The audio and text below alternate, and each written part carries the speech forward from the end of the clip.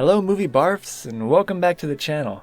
If you've seen Falcon and the Winter Soldier, you'd either hate or love the character of John Walker. There's no middle ground with him. He's one of the most polarizing characters in the show. And of course, be ready for some spoilers for Falcon and the Winter Soldier ahead. While he gets a lot of flack for his actions, I think he's more of a misunderstood hero. In my useless opinion, that is. He was certainly the most interesting character in the show, and definitely a better antagonist than Karli and the Flag Smashers.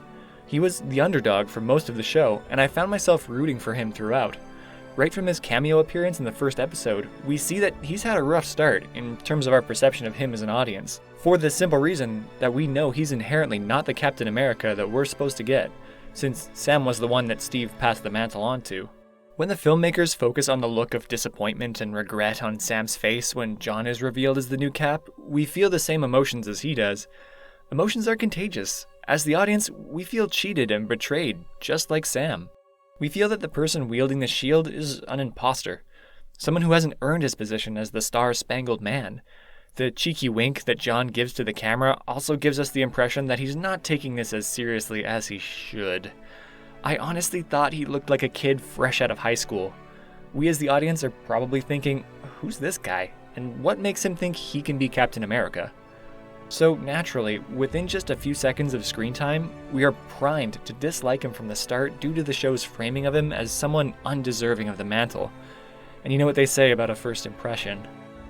But when we actually see and hear John speak in the second episode, we get to know a bit more about his intentions and motivations. We discover that he's actually not that bad. He genuinely wants to do the right thing.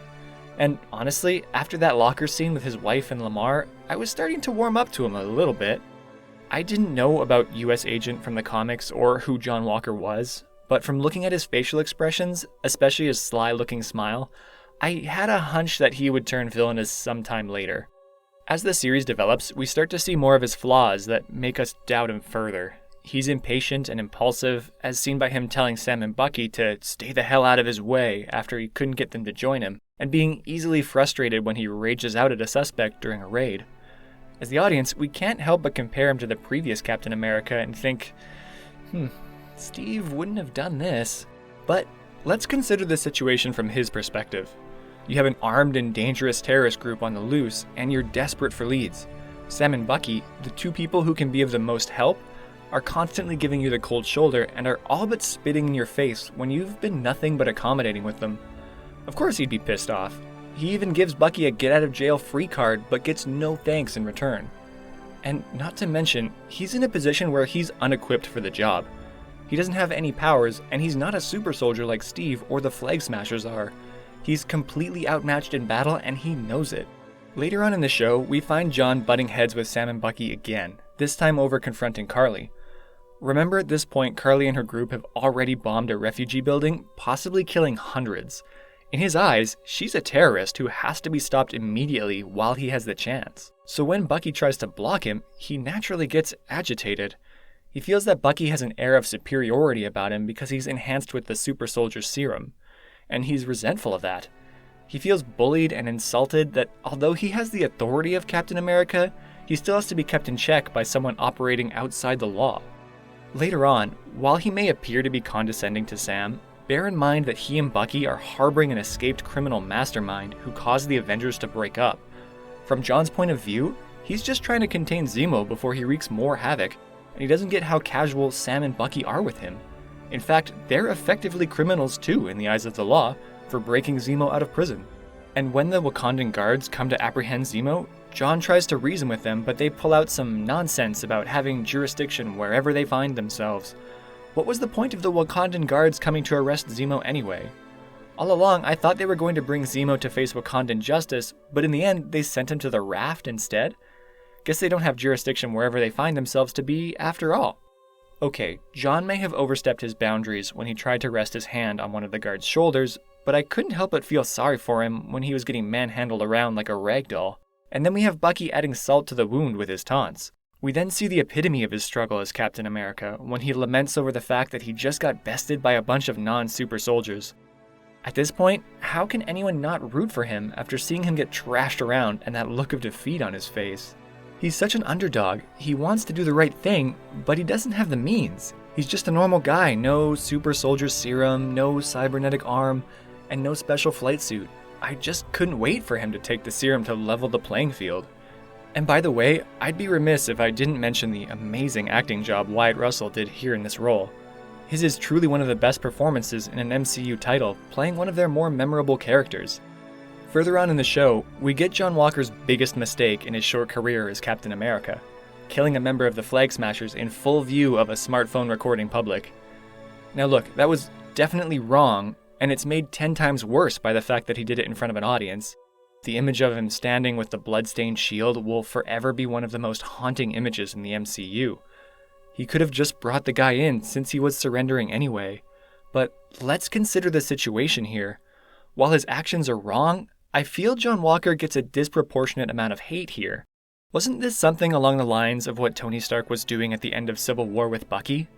The scenario here has some similarity. John was upset over Lamar getting killed by Karli, while Tony was upset over the fact that Bucky killed his parents. And make no mistake about it, Tony was going to kill Bucky for sure. He couldn't be talked down, not even with Cap reminding him that Bucky was under the influence of Hydra at the time and had no choice. For Walker's case, his best friend was killed by a known terrorist, someone linked with the previous bombings and murders of civilians.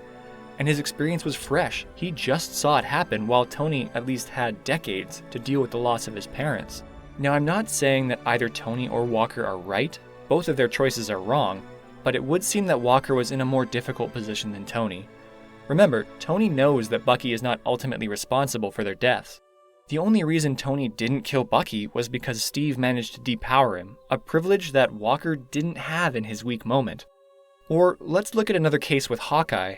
After the loss of his family from the snap, he becomes a vigilante and starts killing off criminals left and right.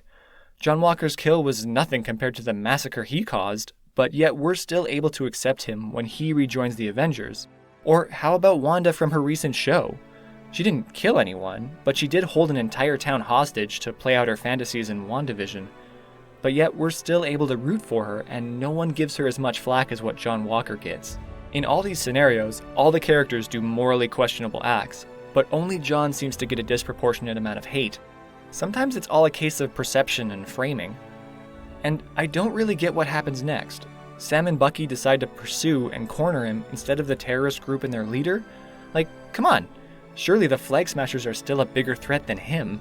So they corner him into a warehouse and then beat the crap out of him, but was that really necessary? He was still emotionally unstable and was taking the time to process Lamar's death. But he didn't pose any immediate threat there, and sooner or later he would have to report back to his authorities. So why waste time fighting him when you can go after Karli instead, who will no doubt go on to kill other innocent civilians? Because of this incident, John is stripped of his title as Captain America, but not before we have his speech where he says he's just a product of the system he's been put through. The showrunners could have expanded on this to make him a bit more sympathetic here. We saw earlier when he mentions his 3 medals of honor how he had to do certain morally questionable things. We don't know exactly what he did, but perhaps he has some form of PTSD from his overseas tours. Perhaps his experience serving on foreign soil caused him to be as impulsive as he is now as a self-defense mechanism. Imagine the discrepancy he feels. When he's a soldier, he gets awarded medals, although he's in the morally gray zone. But when he's Captain America, he gets punished for it. After this, John doesn't really appear until the last episode, where he tries to finish things off with Karli for good. He has his own homemade shield now, and I like the fact that he puts his medal on the interior of the shield instead of the exterior to serve as a handy reminder of how he got through the worst day of his life.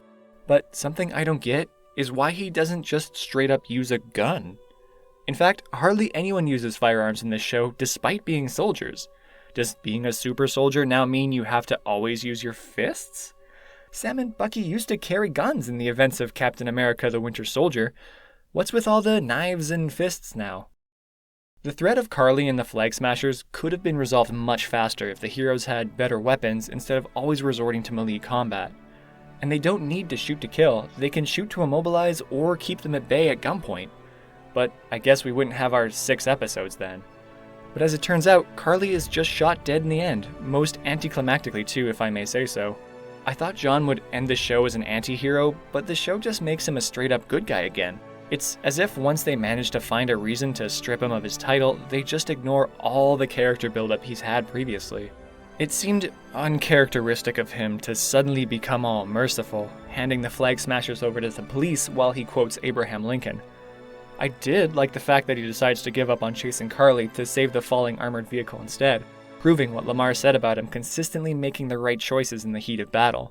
And when he drops that shield to save the truck, it was a silent act that spoke volumes. It was symbolic of him letting go of the Captain America mantle and choosing to do the heroic thing instead. But I didn't buy his partnership with Sam and Bucky at the end at all. I mean, come on, these are the guys who despised you the whole time, insulted you, took away your coveted shield, and broke your arm, and now you're all buddies with them like it never happened? The inconsistent writing leaves much to be desired, but whatever, at least he gets to become US agent at the end. And I like that they actually call him that. Yeah, it's slightly cringy, but it sure beats the ham-fisted Suicide Squad line that Will Smith said. Overall, John Walker was a complex character, and I'd say the most interesting one in the show, although the showrunners probably didn't mean for it. He didn't have the physicality or the emotional temperance of Steve Rogers. He's what happens when you put an everyday man into the burden of being Captain America. He was the despised underdog, someone who faced challenges for which he wasn't equipped, and made mistakes along the way. He may not be the perfect Captain America, but the role of US agent suits him perfectly. Whether he has a future with the Thunderbolts or his own spin-off, I'm excited to see where Marvel takes this new character. So what do you think? Love him or hate him, the show would be a lot less fun without John Walker around. Let me know your thoughts in the comments. Thanks for watching, and see you in the next one.